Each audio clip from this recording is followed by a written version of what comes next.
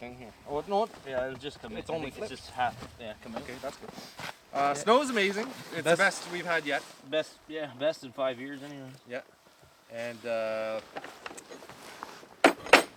I mean, the boys tagged a couple things in some weird spots.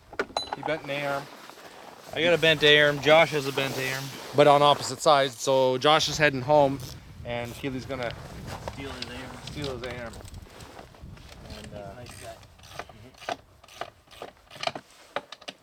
that's what you do for your buddies in the backcountry. Simon, we picked up the IQR 860. We changed the Heim joint. This is what we did here. Come here, take a look.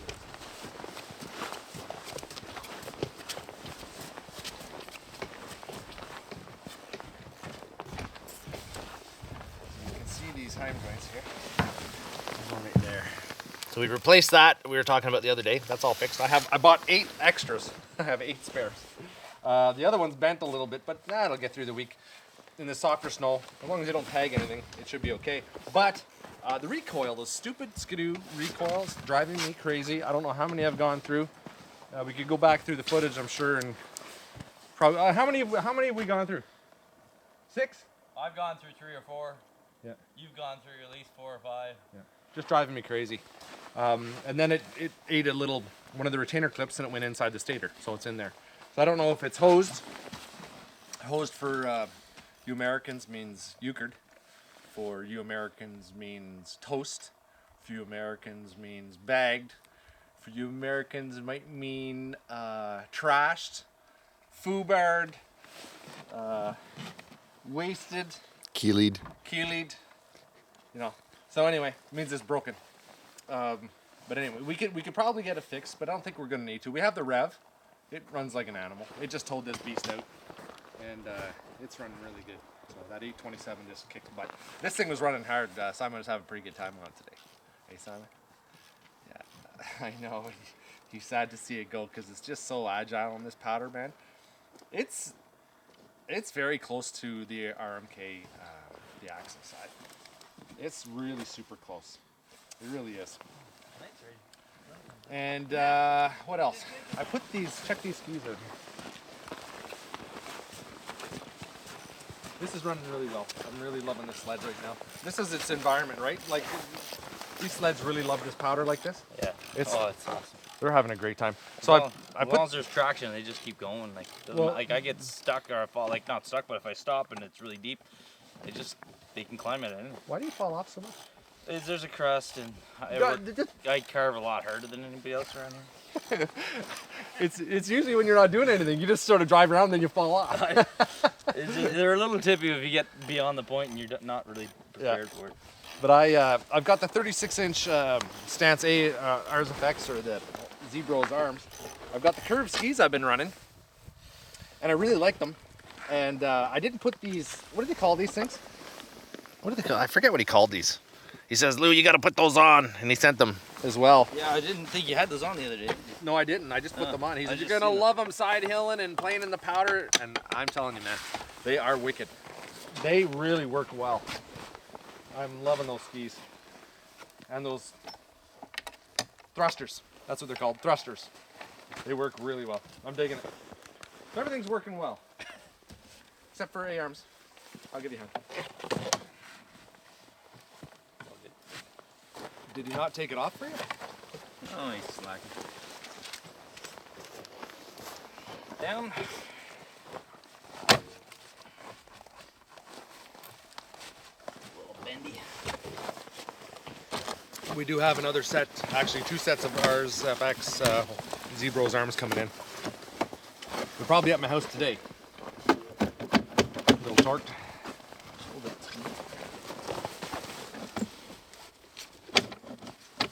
That bolt, just actually push that bolt. push that bolt out. Yeah, there you go. Deep. Hold on a sec. Okay, there it is. There's a, you lost your little bushing here. No, you don't need that. No, you don't. Not too bad.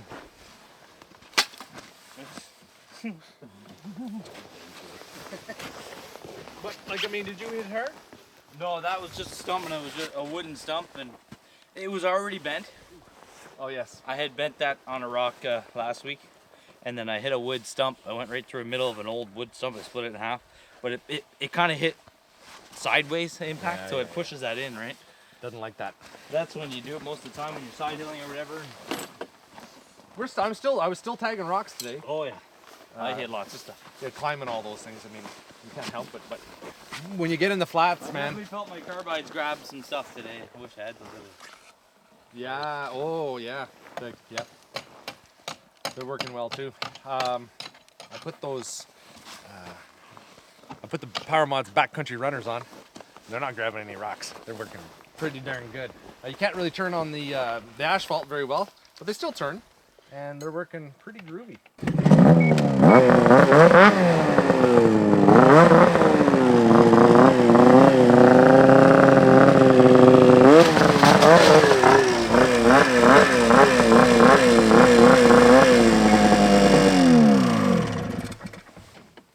Oh, boys.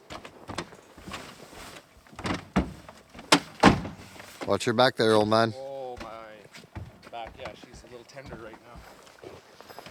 A little tender.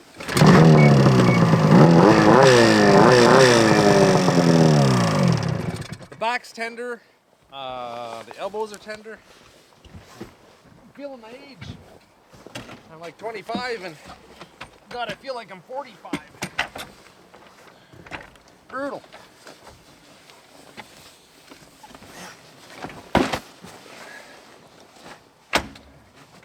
Yeah.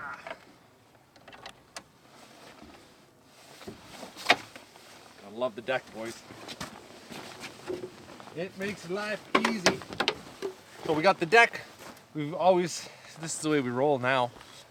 We've got enough old hardware. A lot of people ask me, oh, will you sell me the Rev or the IQR? We need the spares because when we come out riding, something's getting busted or broken. Just the way it is. So we always need the Rev.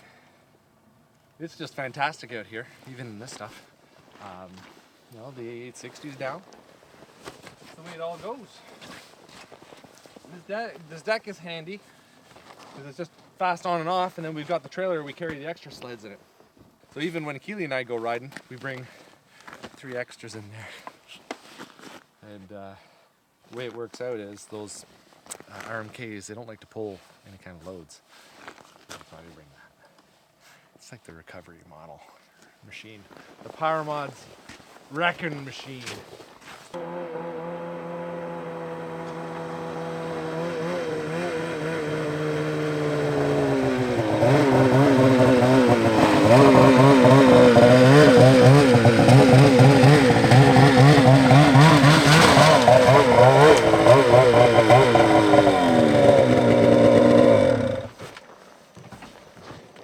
How'd that thing run all day?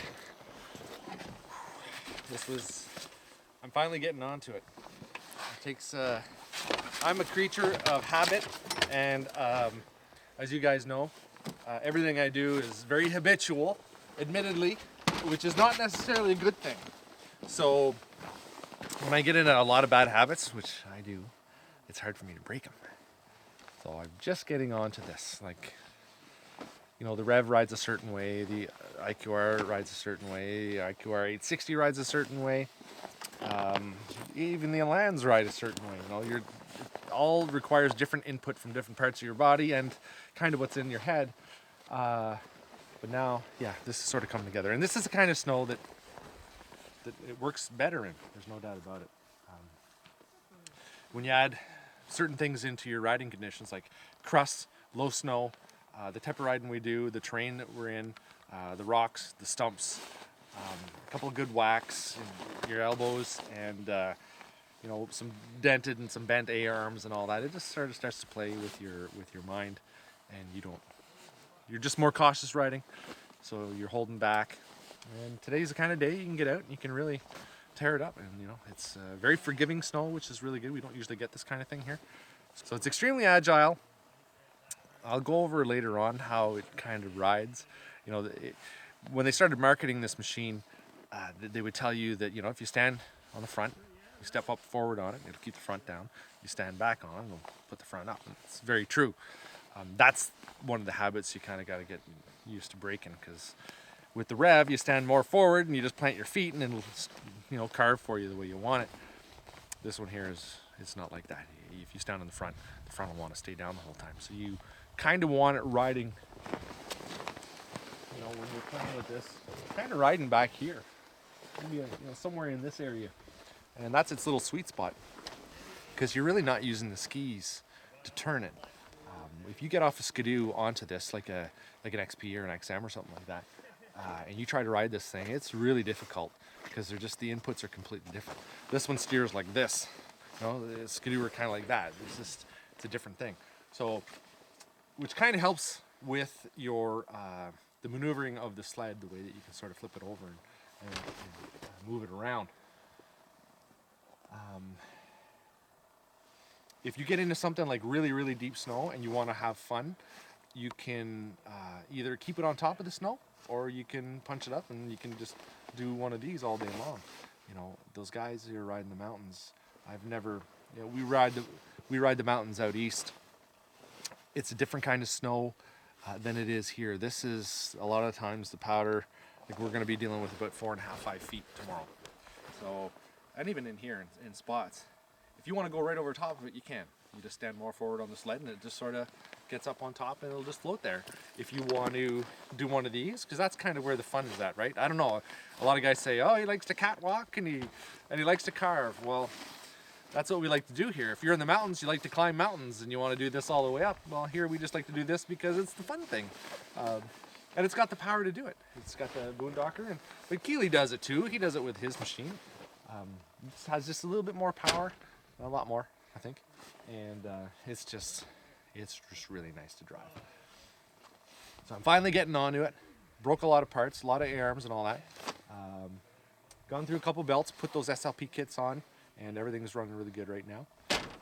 But I am finding that the belts do get hot, the clutches get hot when you're in that mid-range. If you're just sort of lollygagging around, just taking your time picking stuff out, those clutches really heat up, because what I'm thinking, it's like it's in a low gear. It's like the secondary really back shifts really quite quickly, and it's just holding there ready for the next throttle burp or blurp, if you want to call it that. So it's waiting for that input, and it's there when you want to give it. So I think that creates a lot of extra heat, and that's what's going on with the belts. I might make a couple of clutch adjustments and see if that's going to help any. But I have blown 2 belts, but I'm on it. I'm on it a lot, and you know, it's the price you want to pay for having that kind of fun. It's not a trail sled. I'm not pitting 1,800 kilometers or whatever, 1,200 miles or whatever it is. I can't remember what the conversion is today. I'm not putting that kind of kilometers on it, and I really don't care to. I've got 300 miles on it right now, and if I blow another belt here this weekend, I couldn't care less. It's just the price of having fun. Getting them really hot, blasting up hills, hitting rocks. You know, we're tagging rocks all over the place. Keely's got all kinds of chipped lugs on his. I got some busts out of mine. But everything's good. One thing I can recommend, when you do get one of these sleds, you're going to want to upgrade the shocks. I didn't do that. I should have done that when I did buy it. Just the stock shocks that come with it, you can't make any adjustments on them. They're no good. They're not really good for what we're doing. I had to get the fronts revalved. The rears are too stiff still. It really holds back on what you can really do, and you got to make sure you upgrade. I would if I were you. That's a big recommendation. So upgrade your shocks. What else? The Zebro's A-arms are actually working really well. I do like that nice tight stance. Some guys say that you can't really side hill as much because it, you know, pulls the skis in. You can look down there, and if you're side hilling, your panels are going to hit. Well, you know, for what we're doing around here, I don't think we have to really worry about that too much. When we generally side hill, if you get a big enough hill to really side hill on, there's not very much snow on it. You're sort of skipping across rocks or rock faces the whole time anyway, or stumps. Or, you know, so you're banging the skis off it, right? And that happens. Okay. And then that happens on the running board. Yeah. Missing a little bit of paint. Yeah. So, you know, that's just from side hilling, And tagging, you can see right here. Right up on there too. That's it. So I really like them. You know, if they were longer A-arms, maybe I wouldn't be that tight. I wouldn't be skinning those, but it does make it flop over really a lot easier. And, you know, I'm not in the greatest shape anymore. I can hold my own, don't get me wrong. Anything we do out here is a very good test for equipment. You know, we're breaking stuff and bending stuff that most people won't do. We're working really hard on them. And the manufacturers kind of dig that. You know, they're always looking for feedback on this, on what it is that we're doing to their stuff. Because we're punishing, really. We really do punish. Punish ourselves. That's hard on me. It's hard on me. Hard on the sleds. But they appreciate it, and we like doing it. So far, big old thumbs up. One of the best things about this whole thing, I mean, there are many good features, but the seat. I'm not gonna lie. That seat, I don't notice it's there ever unless I want to sit on it. And that's awesome. I do not notice that seat. And it's really hard to explain, but when you're riding, if you want to move around on that sled, I can just walk right over from one side to the other. I don't have to hop. I don't have to do a boo rant. I don't got to do no boo rant to get over. I can just walk over top of that seat like nothing. And it really works well. But it's comfortable when you want to sit down. So, you know, when I want to ride out, we're standing up all day long here. That's kind of how we do our riding. The Power Mods Powerlight seat from Trim Tech Interiors. We came up with a really good seat. Yeah. And I'm not just trying to sell something that I think is really cool that we came up with, but I think it's a really good idea that we came up with. And we're coming up with more. There's more stuff coming. So let's get these machines all dressed up, and then we're good to go, son. All right. All right.